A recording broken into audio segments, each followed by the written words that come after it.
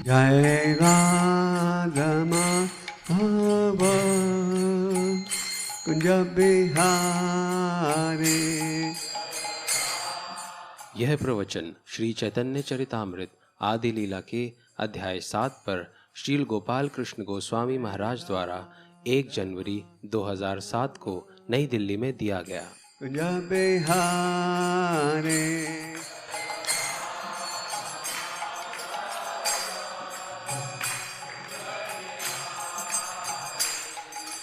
गोपी जाना बाला धारी। ओम नमो भगवते वासुदेवाय। ओम नमो भगवते वासुदेवाय। ओम नमो भगवते वासुदेवाय। तो सबसे पहले आप सब नए वर्ष के लिए कृष्ण भावनामृत की शुभकामनाएं स्वीकार कीजिएगा।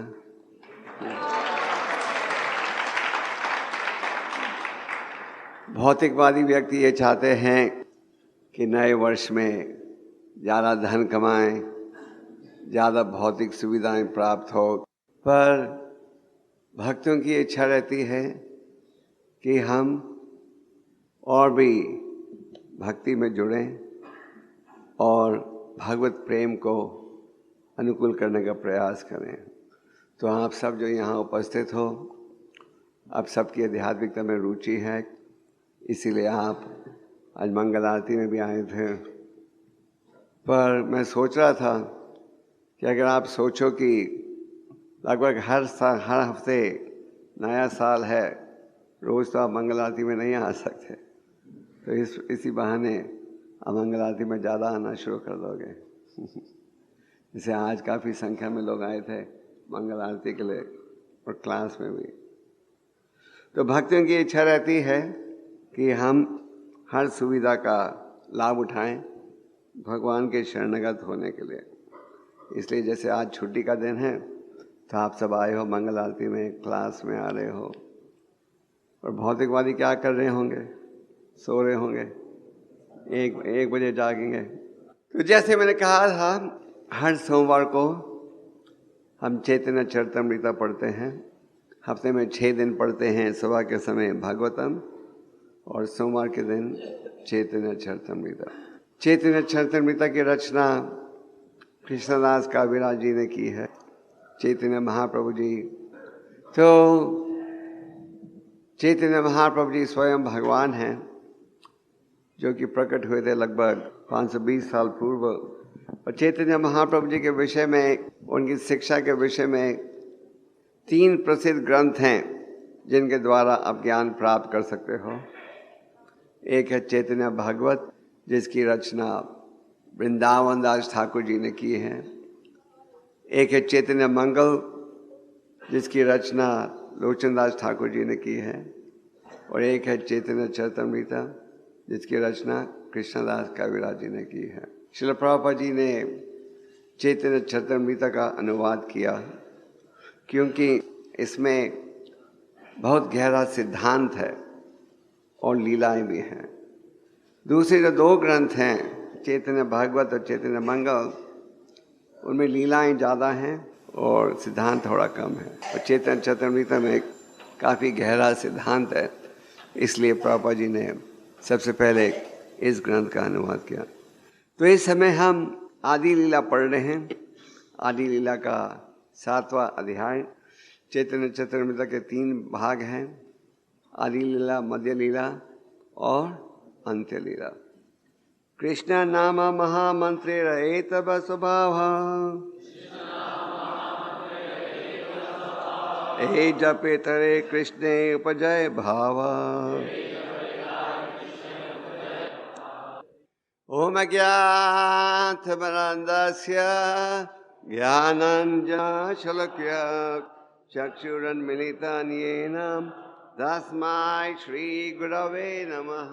श्रीचैतन्यमनोभीष्टं स्थापितं येन भूतले स्वयं रूपा कदा मह्यं ददाति स्वापदान्तिकं वन्देऽहं श्रीगुरो श्रीयुतापदकमलं श्रीगुरून् वैष्णवंश श्रीरूपां सग्राजतं सहगना रघुनाथान्वितं तं सजीवं सद्वैतं स्वधूतं परिजनासहितं कृष्ण चैतन्य देवं श्रीराधा कृष्ण प्रधान सहगना ललिता श्री विशाखान्वितं च हे कृष्णा कर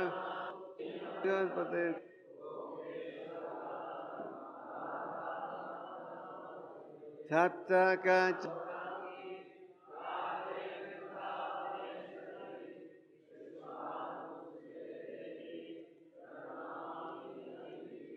वाञ्छाकल्पतरुभ्यश्च पवनेभ्यो वैष्णवेभ्यो नमो नमः।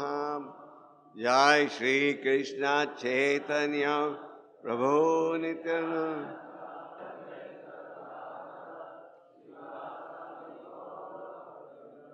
हरे कृष्णा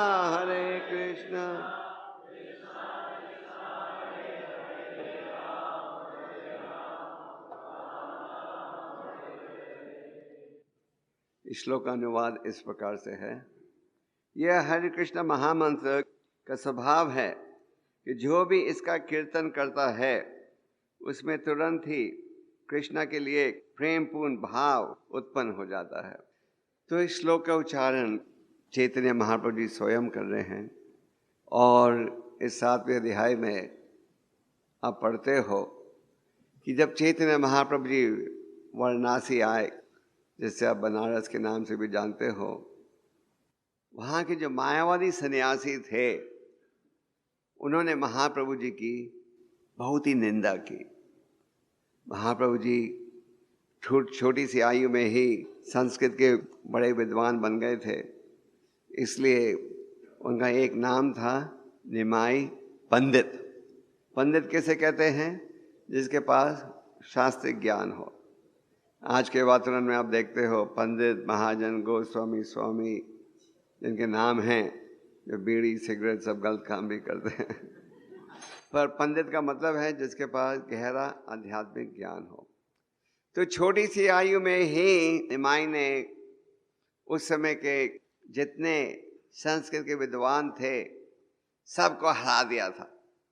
जैसे कि आजकल क्रिकेट कंपटीशन होता है, हॉकी कंपटीशन होता है, प्राचीन समय में फिलोसफिकल कंपटीशन होता था और बड़े बड़े पंडित आए थे नवद्वीप शहर में, क्योंकि नवद्वीप शहर में उस समय के सारे विद्वान रहते थे।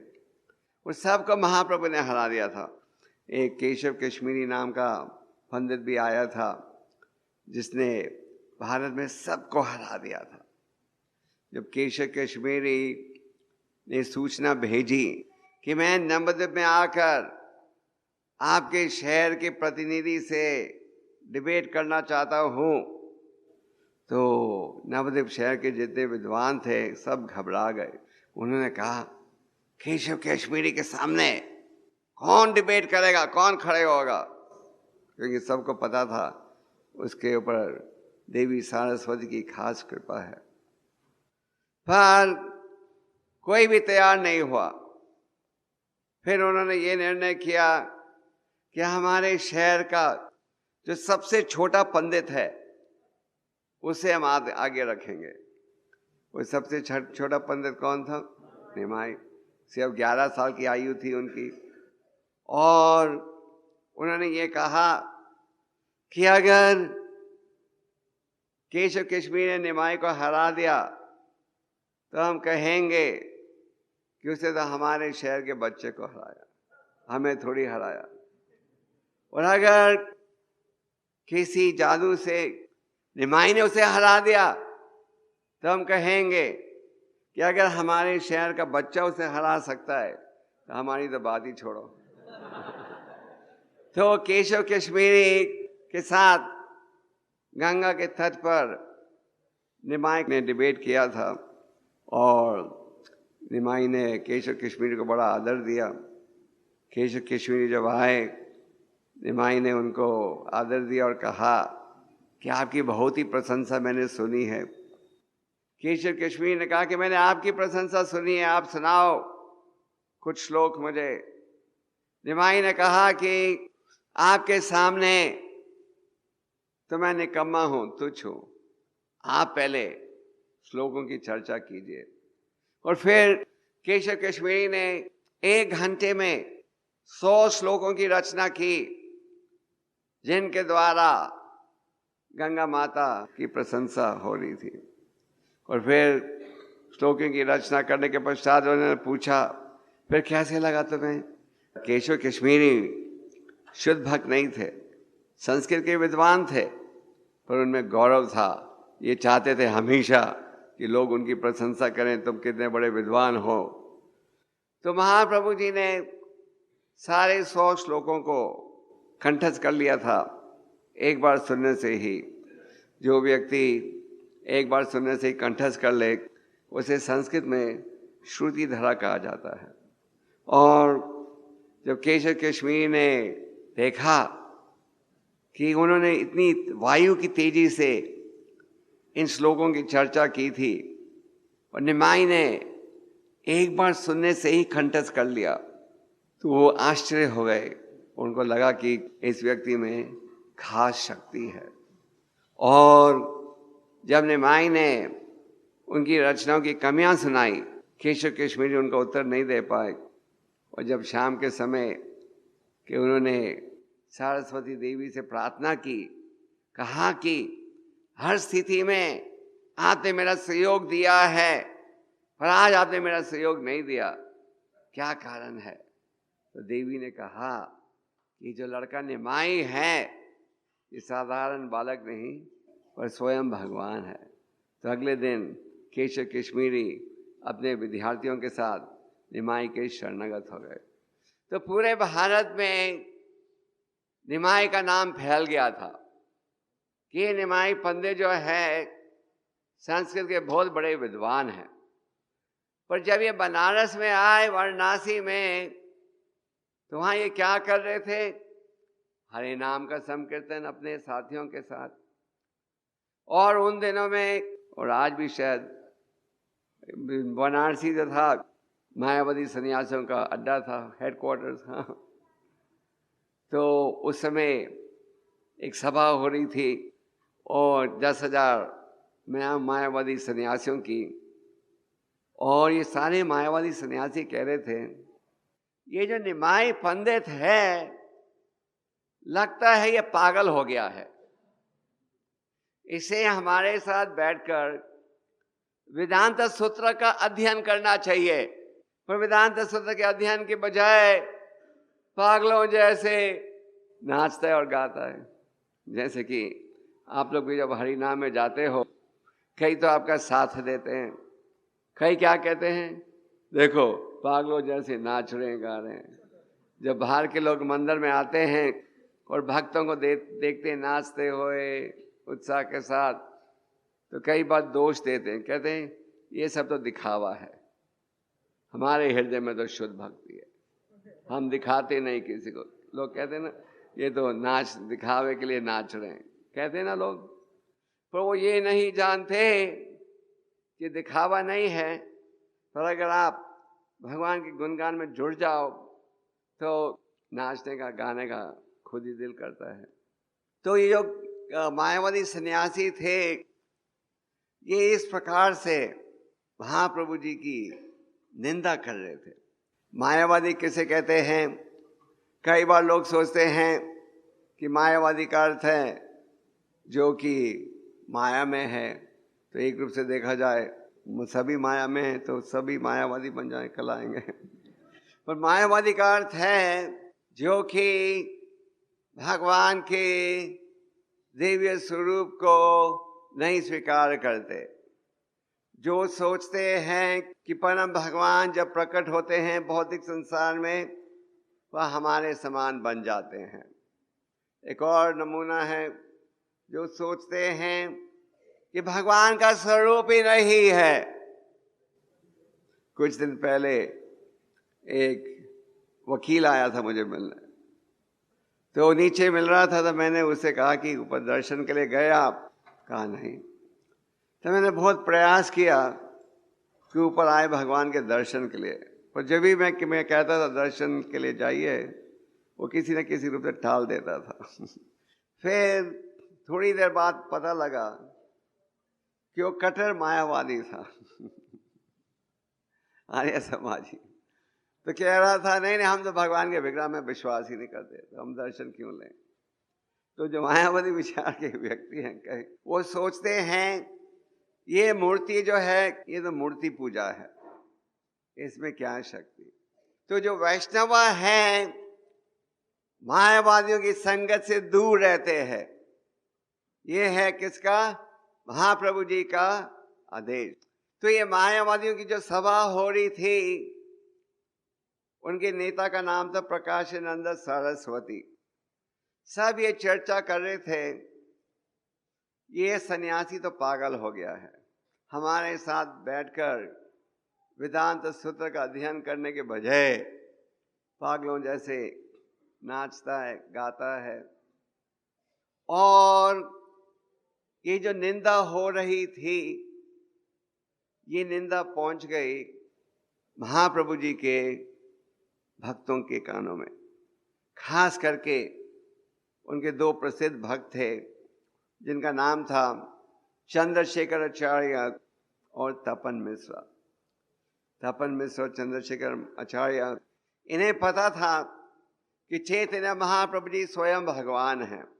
जब महाप्रभु जी प्रकट हुए थे, सब नहीं पहचान पाए कि वो स्वयं भगवान हैं। कईयों ने तो सोचा ये साधारण बड़े विद्वान हैं, पर उनके कुछ प्रिय निकट के भक्ति केवल ये समझ पाए कि वो स्वयं भगवान हैं। तो तपन मिश्र और चंद्रशेखर को अच्छा नहीं लगा कि महाप्रभु जी की निंदा हो रही है, तो वो गए मिलने चैतन्य महाप्रभु से।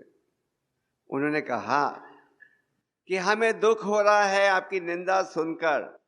ये जो मायावादी सन्यासी हैं, ये आपकी निंदा कर रहे हैं, आलोचना कर रहे हैं, और हमारे कानों से सुना नहीं जाता ये।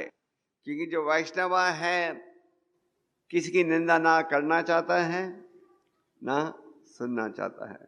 करोगे तो भी दोष, सुनोगे तो भी दोष। इसलिए हमें आलोचना निंदा से सावधान रहना चाहिए। तो तपन मिश्र और चंद्रशेखर आचार्य, उन्होंने महाप्रभु जी से कहा कि हमें पता है कि आप मायावादी सन्यासियों को नहीं मिलते, पर हमारी ये प्रार्थना है कि आप इन सन्यासियों को जरूर मिलो और उन्हें बताओ कि आप क्यों हरि नाम का कीर्तन करते हो। तो महाप्रभु जी ने भक्तों की प्रार्थना को स्वीकार किया और महाप्रभु गए इन मायावादी सन्यासियों को मिलने के लिए। ये जो मायावादी सन्यासी थे, ये बैठे थे ऊंचे मंच पर, और जैसे आप जानते हो मंदिरों में अंदर प्रवेश करने से पहले आपको पाँव धोना पड़ता है।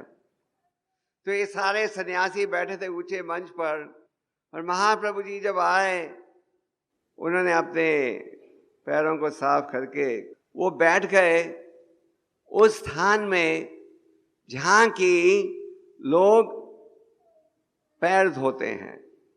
पहले तो महाप्रभु जी ने इन सारे सन्यासियों को प्रणाम किया।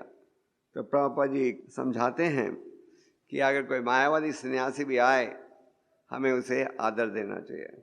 और हमारे सामने महाप्रभु जी का उदाहरण है कि जब उन्होंने इन मायावादी सन्यासियों का दर्शन लिया, तो महाप्रभु ने क्या किया? उन्हें प्रणाम किया। पर प्रणाम करके एक ऊंचे मंच में बैठने के बजाय महाप्रभु जी कहाँ बैठे? जहाँ के लोग पाँव धोते हैं। महाप्रभु जी ने हम सबको ये आदेश दिया है कि अगर आप यह हरे कृष्ण मंत्र का जाप करना चाहते हो, तो कैसा स्वभाव होना चाहिए? त्रिनादपि सुनिचेन तरोरपि साहित्यमानी न मना देना कीर्तनादि सधरे। महाप्रभु जी ने अनेक लीलाओं में ये संदेश प्रकट किया। जैसे कि जब केशव कश्मीरी से भी चर्चा हो रही थी तो केशव कश्मीरी उनके प्रश्नों का उत्तर नहीं दे पाए, तो जो महाप्रभु जी के विद्यार्थी थे वो हंसने लगे, हंसी उड़ाने लगे केशव कश्मीरी का कि देखो हे जैसे आप उत्तर नहीं दे पाए। और महाप्रभु ने एकदम उन्हें रोक दिया। उल्टा महाप्रभु ने कहा आज हमारा अतिथि थका हुआ है, कल उत्तर देगा। और उनके विद्यार्थियों को हंसी उड़ाने से बंद कर दिया। इस उदाहरण से महाप्रभु जी ने यह स्थापित किया है कि हमें सबको आदर देना चाहिए। तो महाप्रभु ने नम्रता यहाँ भी प्रकट की। कैसे? उन्होंने ये नहीं सोचा कि वो मायावादी सन्यासियों के साथ मंच पर बैठने के लिए उनके समान है। वो बैठे कहाँ? जहाँ के लोग पाँव धोते हैं। तो मायावादी सन्यासी ऊंचे मंच में बैठे थे। उन्होंने देखा ये सन्यासी में इतनी नम्रता, वो बैठा है जहाँ के लोग गंदे पाँव धोते हैं। तो उन्होंने कहा अब आओ मंच पर ऊपर बैठो। पर महाप्रभु जी वहीं बैठे रहे। और फिर महाप्रभु जी ने अपनी दिव्य लीला प्रकट की। उन्होंने क्या? उन्होंने अपने चेहरे से इतना प्रकाश प्रकट किया कि जो दूसरे मायावादी सन्यासी मंच पर बैठे थे उन्हें लगा उनके चेहरे से करोड़ों सूर्यों का प्रकाश प्रकट हो रहा है। जैसे कि एक सूर्य का प्रकाश तो आप अनुभव कर सकते हो, अगर करोड़ों सूर्यों का प्रकाश, उसकी तो आप तुलना भी नहीं कर सकते, अंदाजा भी नहीं लगा सकते। तो उन मायावादी सन्यासी को देखा कि महाप्रभु के चेहरे से इतना प्रकाश प्रकट हो रहा है कि वो समझ पाए कि ये सन्यासी कोई साधारण सन्यासी नहीं, इसमें कुछ खास दिव्य शक्ति है जो कि इतना करोड़ों सूर्यों का प्रकाश प्रकट हो रहा है उसके चेहरे से। तो प्रकाशानंद सरस्वती गए और महाप्रभु के हाथ को खींचकर ऊपर ले आए मंच पर बिठाने के लिए। फिर ये मायावादी सन्यासियों से महाप्रभु जी से पूछा कि आप ये हरि नाम का जो कीर्तन करते हो हमेशा क्यों करते हो? आप जब इतने बड़े विद्वान हो तो आपका हमारी संगत रखनी चाहिए, हमारे साथ बैठकर वेदांत सूत्र का अध्ययन करो। क्या ये पागलों जैसे नाचते हो गाते हो? फिर महाप्रभु जी ने उत्तर दिया प्रकाशानंद सरस्वती जो कि उनके नेता थे उनको, और अनेक श्लोकों के द्वारा ये स्थापित किया कि शास्त्रों का निर्णय क्या है कि हरि नाम ही एक उपाय है इस कलयुग में भगवत प्राप्ति के लिए। तो इसी अध्याय में आप अनेक श्लोक प्राप्त करते हो जिसके द्वारा ये स्थापित किया जाता है कि हरि नाम एक माध्यम है इस कलयुग में भगवत प्राप्ति के लिए। कई बार लोग हमें दोष देते हैं कि हरे कृष्ण वाले खाली महामंत्र पर बल देते हैं। हमारे शास्त्र में तो हजारों मंत्र हैं, किसी मंत्र को भी अपना लो, क्या फर्क पड़ता है। पर हम हरे नाम को क्यों अपनाते हैं? क्योंकि ये शास्त्रों का वर्णन है।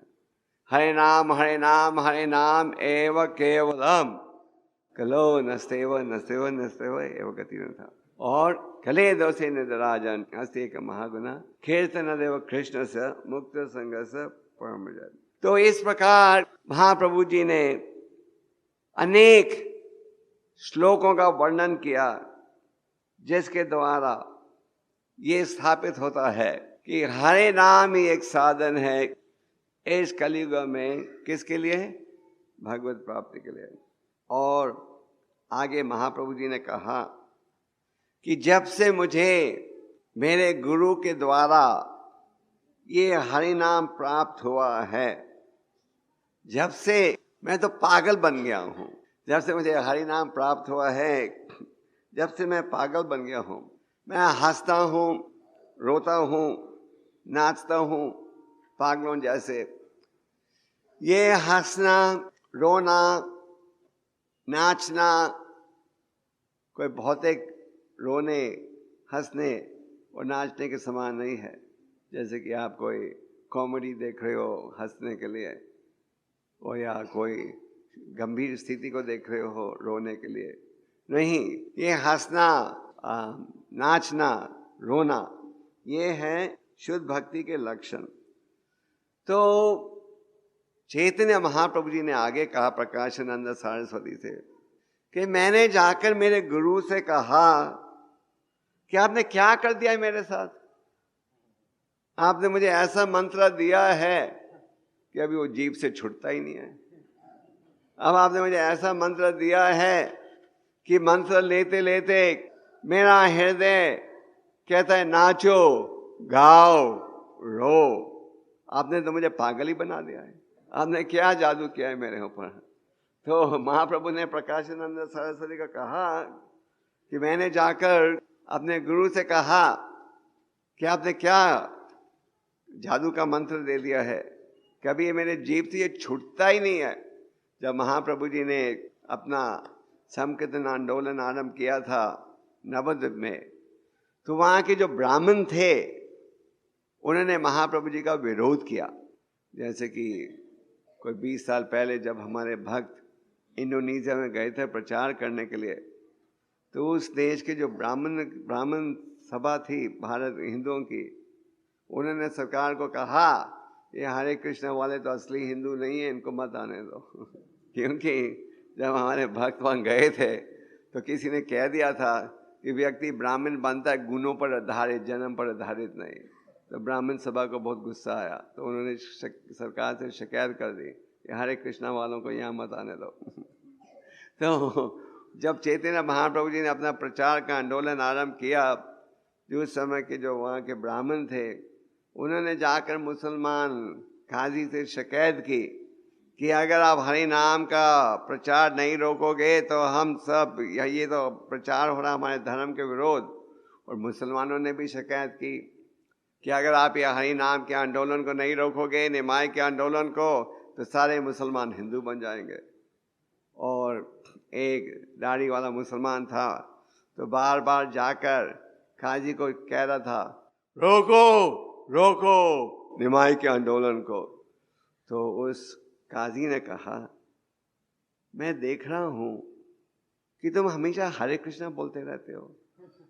एक तरह से तो तुम मुझे कह रहे हो रोको रोको निमाई के आंदोलन को, दूसरे तरफ मैं जब भी तुम्हें देखता हूँ दफ्तर में, घर में, जहाँ में, तुम हरे कृष्णा का जाप कर रहे हो। तो ये कैसे संभव है? तो फिर उस मुसलमान ने कहा कि ये बात सच है कि जब से मेरा परिचय हुआ ये हरि नाम के साथ, ये हरि नाम जीभ से छूटता ही नहीं है। मैं बहुत कोशिश कर रहा हूँ कि मैं हरि नाम का जाप नहीं करूं, और ये जीभ से छूटता ही नहीं है, मैं करूं क्या? तो उसी प्रकार महाप्रभु जी ने कहा ये मायावादी सन्यासियों को कि जब से मैंने ये हरि नाम गुरु द्वारा प्राप्त किया है, ये हरि नाम जो है मेरे जीभ से छूटता ही नहीं, और इसके द्वारा इतना आनंद अनुभव होता है कि मैं नाचता हूँ, हंसता हूँ और रोता हूँ। तो जब मेरे गुरु ने सुना कि हरि नाम का क्या परिणाम हुआ है, तो उन्होंने कहा कि मेरा गुरु हंसने लगा मेरे पर। गुरु खुश हुआ कि उसके शिष्य में ऐसा भाव आ गया है कि हरि नाम को कभी रोकना ही नहीं चाहता है ना। अगर आपको आके कहो कि महाराज हमारे में तो ऐसी भावना कि हरि नाम को कभी रोकना ही नहीं चाहते, सदा निरंतर करना चाहते हैं, तो ये तो खुशी के लक्षण है कि नहीं? आप कहो कि हमारा तो दिल लगता है कि हरि नाम के साथ हम नाचे, गाएं, हंसें, ये तो खुशी के लक्षण है। और अगर आप कहो कि हरि नाम करने का दिल ही नहीं लगता, 16 माला करने के बाद हम माला को छुपा देते हैं, सोचते हैं अब चलो 22 घंटे के लिए तो छुट्टी मिली, फिर अगले दिन देखेंगे 16 माला कैसे करें। और जब इस प्रकार के भाव प्रकट करोगे तो गुरु को दुख होगा। तो महाप्रभु ने कहा कि जब मैंने अपने गुरु से कहा कि ये लक्षण प्रकट हो रहे हैं और हरि नाम जीभ से छूटता ही नहीं है, तो गुरु हंसने लगा।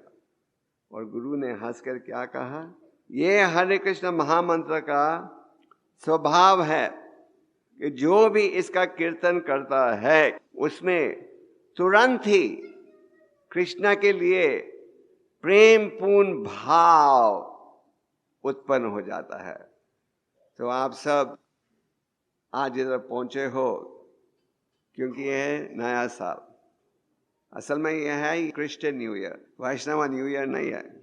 हालांकि जैसे मैंने कल रात के प्रवचन में कहा था, लगभग हर संस्कृति में अलग अलग दिन है जिससे आप न्यू ईयर मानते हो। जैसे रशियंस का न्यू ईयर है कोई 26 तारीख को दिसंबर में, हमारे वैष्णव का न्यू ईयर है गौर पूर्णिमा के पश्चात अगला दिन। पर आज क्रिश्चियंस का इतना प्रोपेगेंडा है, उनमें इतनी आर्थिक शक्ति है विश्व में कि उन्होंने अपना न्यू ईयर को पूरे विश्व का न्यू ईयर बना दिया है। तो आज अगर किसी से आप पूछो न्यू ईयर कब है, सब कहेंगे जनवरी 1 है कि नहीं। कोई नहीं कहेगा गौर पूर्णिमा या। तो खैर, तो आप सब आए हो इस भावना के साथ कि आपको भगवान की कृपा मिले कि आप न्यू ईयर या पूरा साल सुख से बिता सको। आप सबका लक्ष्य होना चाहिए कि इस श्लोक के संदेश को आप प्राप्त कर सको इस साल। और क्या है यह भाव कि इसका कीर्तन करते ही कृष्णा के लिए प्रेम पूर्ण भाव उत्पन्न हो जाना चाहिए। क्या ठीक विचार है? आप सबका भाव होना चाहिए कि इस साल हमारे हृदय में भगवान के प्रति क्या भाव, प्रेम पूर्ण भाव उत्पन्न हो। अच्छा गोल है, अच्छा लक्ष्य है सबका, चाहे आप ब्रह्मचारी हो या गृहस्थ हो। हमारा भाव ये रहना चाहिए कि इस साल हम प्रेम पूर्ण भाव उत्पन्न करें परम भगवान के प्रति। और अगर आप प्रेम पूर्ण भाव उत्पन्न करोगे तो खुद ही खुद जो आकर्षण है भौतिक इंद्रिय तृप्ति के कार्यों के लिए वो घटेगा। अगर पॉजिटिव डेवलपमेंट होगा तो नेगेटिव डेवलपमेंट घटेगा, और अगर पॉजिटिव डेवलपमेंट नहीं होगा तो जो नेगेटिव भाव है वो बढ़ते जाएगा। तो प्रेम पूर्ण भाव को कैसे उत्पन्न करें? क्या केवल ये इच्छा प्रकट होने से हो जाएगा? हमारी इच्छा कि हमारे में प्रेम पूर्ण भाव हो, और हमारी इच्छा है कि जैसे चैतन्य महाप्रभु के हृदय में नाचने की भावना, रोने की और हंसने की भावना थी, हमारे हृदय में भी प्रकट हो। क्या केवल इच्छा रखने से ही संभव हो पाएगा? नहीं, तो क्या करना पड़ेगा? प्रयास करना पड़ेगा। इस विषय में चैतन्य चरितामृत में कहा गया है कि हम हरि नाम का जाप 3 परिस्थितियों में कर सकते हैं। हरि नाम का जाप का लाभ तो हर स्थिति में है। प्रभुपाद जी ने एक समय कहा कि अगर कोई शराबी कहे ये शराब का टेस्ट कृष्णा है, तो वो भी एडवांस कर रहा है थोड़ा।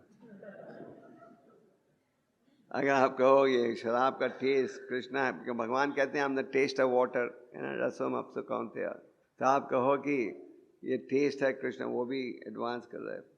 अगर आप कहो ये हरे कृष्ण वाले बदमाश हैं, तो उसमें भी आपका लाभ है। आपने कम से कम हरे कृष्णा तो कहा।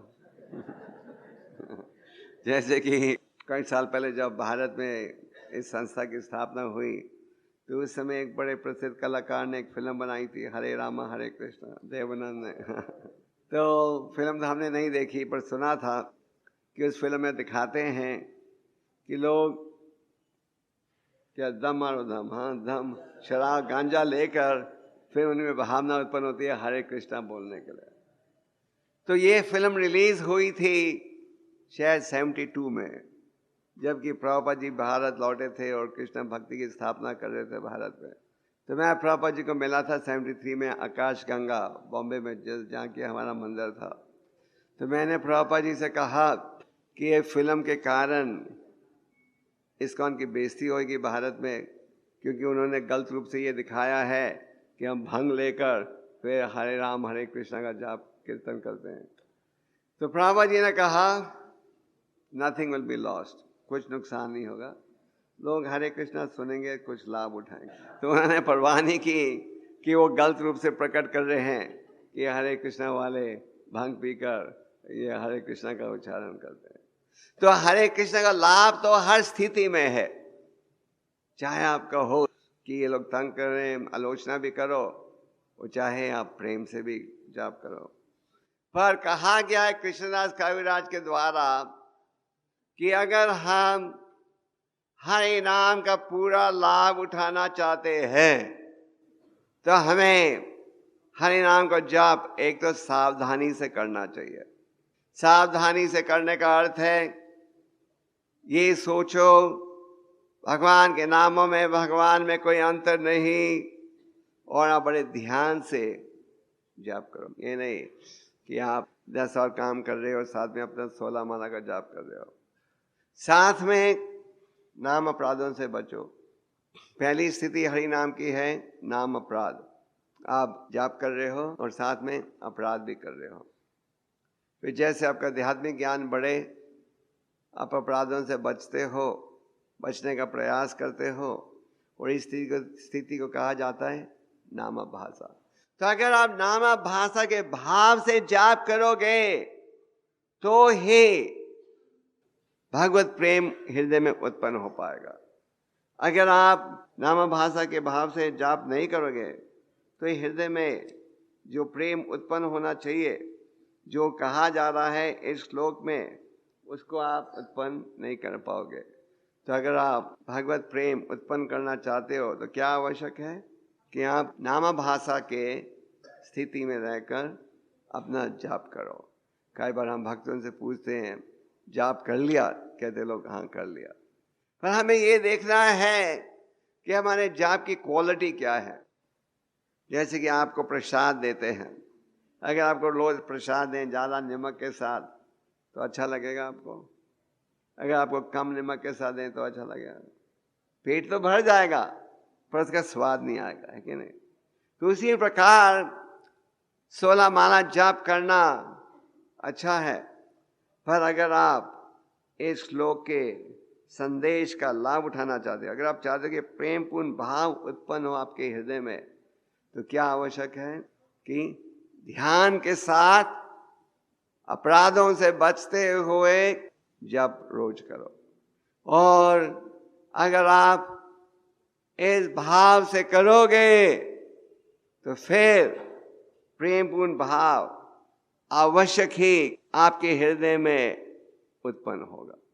तो प्रेमपूर्ण भाव को प्राप्त करने के लिए हम सबको प्रयास करना पड़ेगा। जैसे इंग्लिश में कहते हैं God helps those who help themselves, भगवान उनका सहयोग देते हैं कौन, जो खुद प्रयास करते हैं अपना सहयोग देने के लिए। तो जब हम खुद प्रयास करेंगे कि हमारा भाव है, हमारा लक्ष्य है कि प्रेमपूर्ण भाव उत्पन्न हो, तो इसके लिए आपको क्या कीमत भरनी पड़ेगी। जप करो सावधानी के साथ, 10 अपराधों से बचो। ये नहीं कि जप कर दिया बस 16 माला हो गया। तो प्रयास करो कि प्रेमपूर्ण भाव उत्पन्न हो। इस विषय में, इस भावा की स्थिति में पहुंचने से पहले रूपक गोस्वामी जी ने भक्ति रसामृत सिंधु में कहा है अधो श्रद्धा तथा साधु। पहले हमारे हृदय में ये श्रद्धा होनी चाहिए। क्या श्रद्धा? कि हम भगवान के शरणागत होना चाहते हैं। जब आपके हृदय में ये श्रद्धा होगी, भगवान क्योंकि उपस्थित है हरि के हृदय में परमात्मा के रूप में, फिर वो आपको बुद्धि देते हैं क्या कि आपको किसी भक्त की संगत प्राप्त हो, साधु संगत। जब आपको साधु संगत प्राप्त होती है तो साधुओं द्वारा आपको शिक्षा मिलती है, हरि नाम का जाप करो, शास्त्र पढ़ो। जब आप इसका पालन आरंभ करते हो तो उसे कहा जाता है भजन क्रिया। जब आप भजन क्रिया करोगे रोज रोज रोज, ये नहीं 10 साल किया फिर सोचो कि बस हो गया जिंदगी का कोटा, नहीं, जिंदगी की समाप्ति तक जब भजन क्रिया का पालन करोगे फिर इसका परिणाम होगा अनर्थ निवृत्ति। जो कि आध्यात्मिक जीवन के शत्रु हैं, काम, क्रोध, लोभ, मोह, मद मत्सर्य, ये नष्ट होंगे। जब आप जाप करते जाओगे फिर आपके हृदय में आएगी निष्ठा। निष्ठा मतलब आप भक्ति के मार्ग से विचलित नहीं होना चाहते। कई कठिनाइयां आएंगी, आरोप लगेगा, आलोचना लोग करेंगे, तो भी आप भक्ति के मार्ग से विचलित जुदा नहीं होना चाहते। आप कई बार देखते हो कि लोग दीक्षा भी लेते हैं और भटक जाते हैं, पर जब निष्ठा की स्थिति में आओगे तो आसानी से नहीं भटकोगे, क्योंकि निष्ठा प्राप्त होती है भजन क्रिया के पालन के द्वारा पश्चात। और जब आप जाप करते जाओगे फिर आपके हृदय में रुचि आएगी। रुचि का मतलब है टेस्ट। जैसे कि आपके हृदय में रुचि है रसगुल्ला समोसा खाने के लिए, आपको कोई ट्रेनिंग नहीं देनी पड़ती कि रसगुल्ला, गुलाब जामुन, खीर खाने के लिए, है कि नहीं? आपके हृदय में खुद ही रुचि है। हमारे हृदय में रुचि है, आकर्षण है भौतिक इंद्रिय तृप्ति के कार्यों के लिए, पर हमें यही रुचि उत्पन्न करनी है किसके प्रति? हरि नाम के प्रति। तो ये रुचि आएगी कैसे? निष्ठा के पश्चात। और आप जाप करते जाओ भजन क्रिया का पालन करते जाओ, फिर आप पहुंचोगे अथाह शक्ति और भावा की स्थिति पर। तो ये भावा की स्थिति जिसका वर्णन किया जा रहा है इस श्लोक में, यहाँ तक पहुंचने के लिए हमें प्रयास करना पड़ेगा। कई बार आप देखते हो ढोंगी व्यक्ति इन लक्षणों का नकल करते हैं।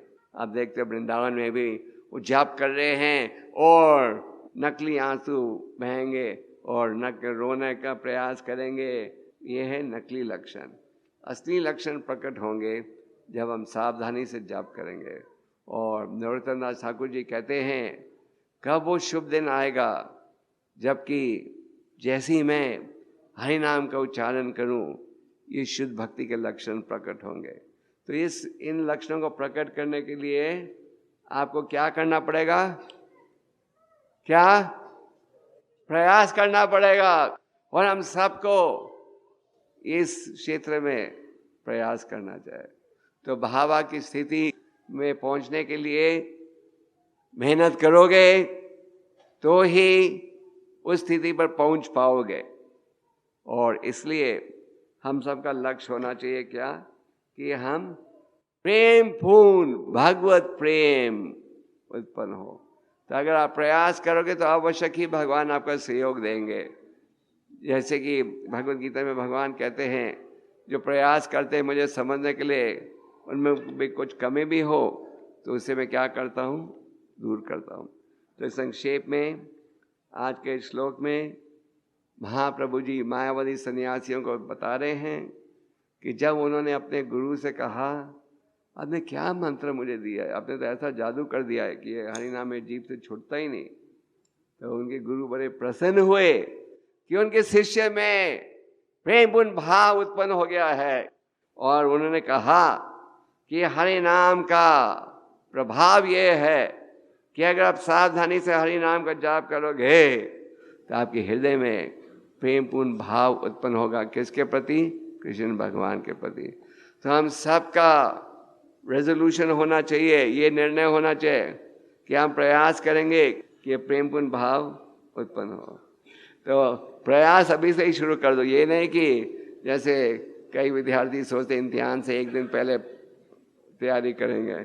आप प्रयास करना आज से ही शुरू कर दो, तो फिर साल की समाप्ति तक आप भावा की स्थिति तक पहुंचोगे। ये मत सोचो कि हम दिसंबर 15 को शुरू करेंगे, दिसंबर 30 तक भावा की स्थिति पर पहुंच जाएंगे। आज से ही शुरू करो, ठीक है? हरे कृष्णा।